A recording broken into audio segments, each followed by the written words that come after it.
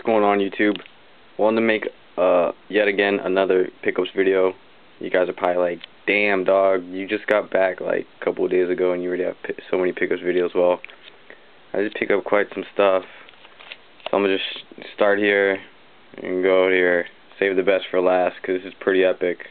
In my opinion, it is, at least. I actually got a new snapback. Check it out. It's a San Jose Sharks hat. It's actually in the script. Pretty sweet hat, black, turquoise, green underbrim. Got it for $3. It's not bad. There is a little wrinkles on them, but I'm steaming them out, and it's actually working. So, and to go along with that, I actually went to Goodwill, and I found a San Jose Sharks jersey. I found this for $5. Fits perfect. Just what I like, and it's the old school one too. It's not the new logo. I always wanted an old school one. So yeah, I got the hat. Got some pickups, some like comic book pickups. Sorry. The Goodwill that I go to actually has like some old raggedy bookstore, and I decided to go there right after I went to Goodwill. And I went there because I knew they had comics, and when I went in there, I was hoping to find some stuff that I really needed, and turns out I did find stuff that I needed. So all these comics were 25 cents each. They were all a quarter, so that's why I got a couple of them. So I only spent $3 on all of these, and they're pretty new too. They're from like the past 2 year and a half, 2 years. First one I got is Captain America, number 38. Has a red skull on the cover. I mainly got it because of the cover. I'm not gonna lie, I thought it was pretty cool looking. I did get a Deadpool issue that I actually needed and that I could never find, not even on my comic shop, and that's Deadpool issue 21. So I actually have every Deadpool, well, the new series from 1 and through 26, but I was missing 21, and I can't believe I actually found it. Like, this was like the only copy too. Yeah, so I had to dig through so many comics to find this, and I found it. And yeah, so I got that, and now I pretty much have every issue from 1 to 26. I haven't gotten any issues since I've gone to school, so I don't know what issues are at right now. I found this second print variant cover of The Amazing Spider-Man, issue 611. I actually always wanted this issue just because of the cover, because it has Deadpool on it, and I really like the art. The art in this is really cool. Kind of like comic booky, like cartoonish, like, you know, not everything's proportional, as you can see, and that's what I like. So I got this. This was a pretty cool one. This was another issue that I really needed that I never bought back in the day, and it's actually The Amazing Spider-Man 536, and it's during the Civil War series. When the Civil War series was, like, the whole story was going on, I bought every Civil War comic, like everyone, like all the Civil Wars, the She-Hulks, the Amazing Spider-Man, the Fantastic Fours, the Wolverines, like all of them, dude, all of them. And I had all the Amazing Spider-Mans except for this one, and I found it. Like I can't believe I was finding all these comics that I needed. Like, I really needed this to like finally fill them up, you know, cover up all the empty spots in my collection. I got this old issue from 2001. It's Peter Parker Spider-Man number 42. It's pretty cool. The art in it is pretty, like, I don't know, it's kind of weird. It's kind of cartoony. You know, I kind of like it like that. And the rest of them are all like newer issues of The Amazing Spider-Man. Amazing Spider-Man 605. I haven't read any of these, so I can't tell you what the story is. I got issue 608. These are on perfect condition too. Issue 610, issue 613, issue 616, and the last comic book I picked up was issue 617 with the Rhino. So those were the comic book pickups that I got. I went to GameStop today, and I bought No More Heroes for the Wii. I always wanted this game. I got it because it was $12.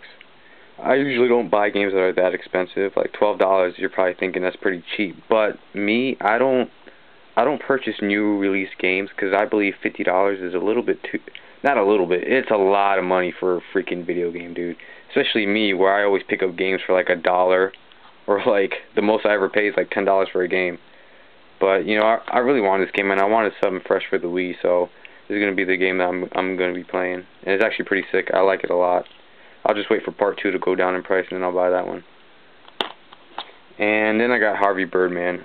I know this game isn't that great. I haven't played it at all, but one of the reasons why I got it is because it's actually from Capcom. Another reason why is because it was $6, and it was pretty cheap, so I was like, why not? So I got it, just to get it. Now, I think this is my 89th PS2 game. I'm trying to at least get 100. I think it would be cool to have 100 PS2 games. Alright, now, save the best for last. Now, I don't know if you guys are going to believe me, but I went to the thrift store, the one that I usually go to, and I found 8 TurboGrafx 16 games for $4 each.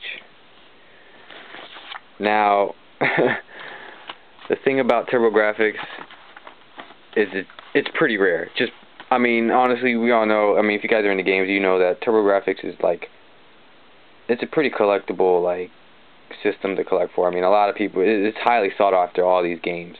You know, and these games aren't cheap. You know, if you want to collect for the TurboGrafx, it's going to cost you some money. You know, and another thing is, I've never seen anybody find any TurboGrafx 16 games at a thrift store for $4, you know. So to me, this is kind of epic. So let me just show you what I got. I found R-Type. Now all these games, they're all complete. This one is a CD with the game in the sleeve. So I got R-Type, Galaga 90. I remember my friend way back when, you know, back when the TurboGrafx 16 was like a system that was alive. You know, my friend actually, he had this game, Galaga 90. So I grew up with this game. I got Power Golf. You know, I usually don't pick up, you know, just sports games, but you know, it's TurboGrafx, and I never see TurboGrafx 16 games, so I picked that up. And then I got Victory Run. Right here on the side, I had to tape it up because it was ripping apart. So whatever, it doesn't look that great, but whatever. But you know. And then I found these 4 boxed ones. Now, as you can see here, these are CDs, and usually the CDs do come in boxes such as this. But these are a little weird because they don't have the CDs, the CD cases. Instead, they come in this weird plastic thing. So if you guys know anything about TurboGrafx 16 games and how they come, let me know, because I always thought they always came in CD cases, but apparently they came in this, and I doubt a CD case can fit in there with this. Maybe they do, but I don't know. So all these 4 don't have the CD cases, but they do have this. Which, you know, like I told myself that I would never buy a TurboGrafx 16 game unless it had the CD case. You know, I didn't mind the box with the CD case, but you know, if they came in this, I don't mind. You know what I mean? As long as if they came in the box, then I don't care. You know, if they don't have the CD case, because I mean, these games are pretty rare. So let me show you. I mean, obviously I just opened it up, but I got Jackie Chan's Action Kung Fu. I've always wanted this game. Like, I've wanted this game since I was in middle school, dude. Like, years ago. I'm talking, like, a decade. I've wanted this forever, and I found it. And the thing about these games that I found is, honestly, they are in mint. I'm telling you, like, yeah, it's kind of hard with just one hand because I'm holding the camera, but whoever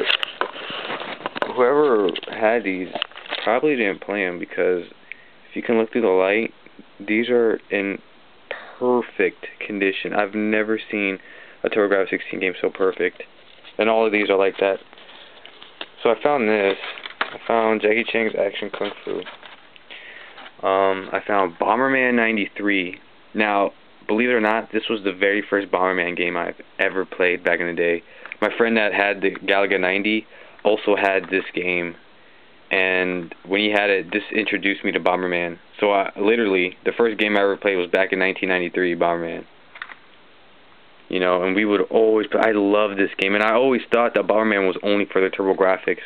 And then later on, when I like got up in middle school and high school, I found, you know, that Bomberman, you know, was for the Super Nintendo and PS1 and all that. But this was my very first Bomberman game I have ever played, and I have it. I've always wanted this game, dude. I was just so lucky to find this.